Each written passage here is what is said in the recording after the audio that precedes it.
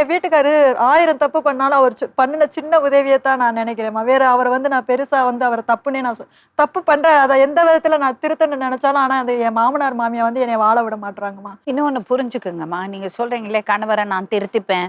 கணவரை திருத்துறது உன் வேலை கிடையாது, அது உன் வேலையே கிடையாது. நீ அவரோட தாய் கிடையாது. அடுத்தது வந்து ஒரு சின்ன விஷயம் பண்ணா கூட எனக்கு ரொம்ப பெருசா படும்.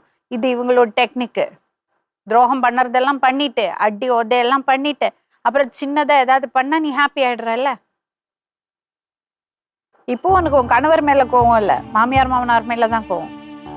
ஆனா அவர் தப்பு பண்றதுக்கு காரணமே அவங்கதான்மா. என் புருஷங்க எனக்கு அவர் 500 ரூபா வேலை பார்க்கறதுல ஒரு 200 ரூபா நான் எடுத்துக்கிறேன்னா நீ எதுக்கு அவன் காசை எடுக்கிற இப்படியே தான் சொல்றாங்க. இப்போ ஒரு வாரத்துக்கு முன்னாடி என் வீட்டுக்காரு குடிச்சிட்டு வந்து படுத்துட்டாரு. அப்பையில அந்த பொண்ணு ஃபோன் பண்ணுது. நான் அட்டன் பண்ணி பேசுறேன். ஏன்பா எங்களை வாழ விடாம இப்படி எங்க வாழ்க்கையில இது பண்ணிக்கிட்டு இருக்க அப்படிங்கவும் 10 செகண்ட் தான். அதுக்கடுத்து அந்த பொண்ணு ஃபோன் ஆஃப் பண்ணிடுச்சு. அடிக்கிறது